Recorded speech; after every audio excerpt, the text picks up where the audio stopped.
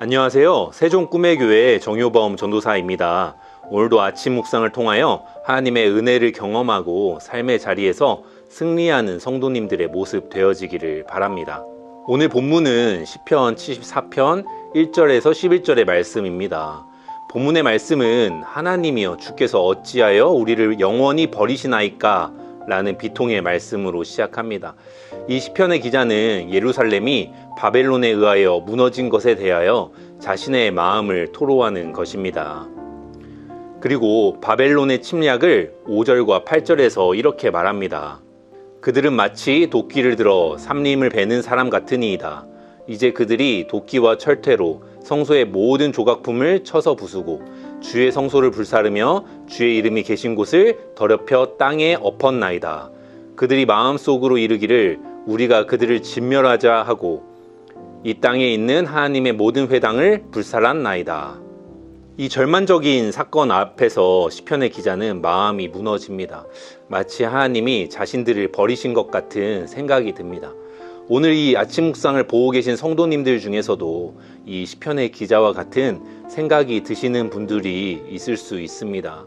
나의 상황을 보면 계속해서 마음이 무너지는 시편의 기자와 같은 마음들이 있을 수 있습니다. 오늘 아침 묵상의 제목을 고난을 마주하는 우리의 자세라고 했는데요. 고난이 겹쳐서 올 때에 이 고난 앞에서 나의 자세는 나의 그 어떤 고난보다 크신 하나님을 바라봐야 한다는 것입니다. 고난 앞에서 우리는 늘 두려움에 휩싸입니다. 그 고난이 너무나도 커 보이고 그 산을 넘을 수 없을 것만 같다는 생각이 들기 때문입니다. 그러할 때에 나의 문제를 바라보는 것이 아니라 크신 하나님을 바라보시기를 바랍니다. 하나님을 바라보고 하나님께 나아갈 때에 나의 모든 어려운 문제들 능히 감당케 하시는 하나님의 능력으로 살아가게 되기 때문입니다. 고난을 당할 때 가장 어려운 것은 이 고난이 언제 끝날지 모른다는 것이죠. 오스카 와일드가 옥중기라는 책에서 가장 첫 구절에 고통은 긴 순간이다 라고 썼다고 합니다. 긴 순간 그 자체가 고통이라는 것입니다. 언제 끝날지 모르는 것이 고통이라는 것입니다. 본문에서도 시편 기자는 언제 이 어려운 상황이 끝나게 될지 알 수 없다고 말합니다. 9절과 10절에서 이렇게 말하죠. 우리의 표적은 보이지 아니하며 선지자도 더 이상 없으며 이런 일이 얼마나 오래는지 우리 중에 아는 자도 없나이다. 하나님이여 대적이 언제까지 비방하겠으며 원수가 주의 이름을 영원히 능욕하리이까. 여기서 표적은 징조를 뜻합니다. 상황이 나아질 징조가 전혀 보이지 않는다는 것입니다. 그리고 이런 일이 얼마나 갈지 아는 사람도 없다고 말합니다. 10절에서는 또 언제까지라고 말합니다. 언제까지 이 재난이 계속해서 이어질지 모른다는 것입니다. 시편 기자와 같은 마음이신 분들이 있을 것입니다. 그때가 언제인지 알면 좋겠는데 알 수가 없는 상황 속에서 긴 시간들을 롱 모멘트를 견디고 있는 분들이 계실 수 있습니다. 하지만 우리가 끝까지 신실하게 하나님을 더욱더 붙잡는 믿음으로 살아가는 우리가 되어져야 합니다. 나의 문제 앞에서는 그 문제밖에 보이지 않습니다. 하지만 우리가 꼭 기억해야 하는 것은 그 문제와 고난 뒤편에 지금은 보이지 않는 축복이 기다리고 있다는 사실입니다. 고난을 마주할 때 그 고난 뒤편에 있는 축복을 미리 바라보시기를 바랍니다. 그리고 끝까지 신실하게 하나님을 더욱 의지하시는 우리가 되어지기를 바랍니다.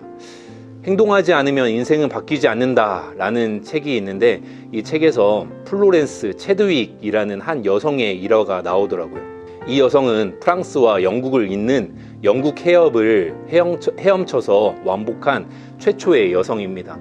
이 여성이 그 다음에 도전한 것이 있는데 미국 캘리포니아 해변에서 카탈리아 섬까지 마라톤 풀코스에 해당하는 거리를 헤엄치는 일이었습니다. 이 체드윅이 수영을 하고 있는데 갑자기 날씨가 흐려집니다. 그리고 안개가 끼기 시작합니다. 체드윅은 안개 속에서 목표 지점이 보이지 않는 상태에서 계속해서 수영을 합니다. 그러다가 결국 완주를 포기하게 됩니다. 완주 지점이 보이지 않으니까 포기를 하게 된 것입니다. 그런데 포기한 뒤에 체드윅은 망연자실하게 됩니다. 왜냐하면 안개가 걷힌 후 보니까 완주 지점까지 남은 거리가 1.5km밖에 되지 않았기 때문입니다. 이 채두기에 일하는 우리에게 많은 것들을 시사해 줍니다. 우리는 어떠한가요? 긴 시간들 속에서 내 눈앞에 끼어있는 안개 때문에 포기하고 싶은 생각이 들 수 있습니다. 하지만 그 안개는 실상이 아니라 허상입니다. 그 허상 때문에 포기해서는 안 됩니다. 구름이 잔뜩 낀 날씨 속에서는 그 뒤편에 있는 해가 보이지 않습니다. 하지만 그 구름 뒤편에 해가 떠 있음을 우리는 알 수 있습니다.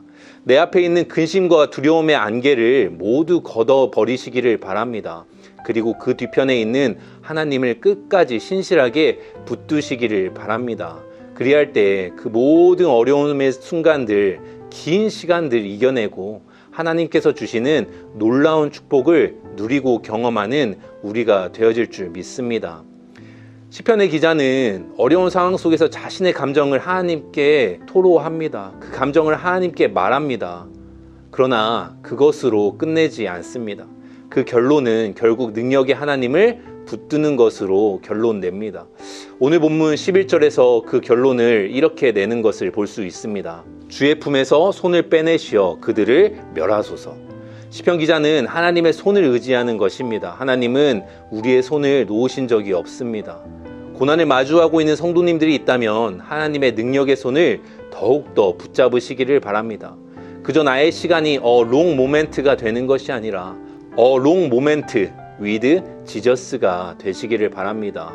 능력의 하나님을 붙드시고 그 하나님을 경험하는 우리 모두가 되어지기를 소망합니다. 기도하겠습니다. 하나님 아버지 감사합니다. 오늘도 하나님의 능력 가운데 살아갈 수 있도록 인도해 주시니 감사합니다. 우리가 마주하고 있는 고난 속에서 그 고난 뒤편에 있는 하나님의 손을 더욱더 의지합니다. 그 고난 뒤편에 있는 하나님께 주실 축복을 더욱더 바라봅니다.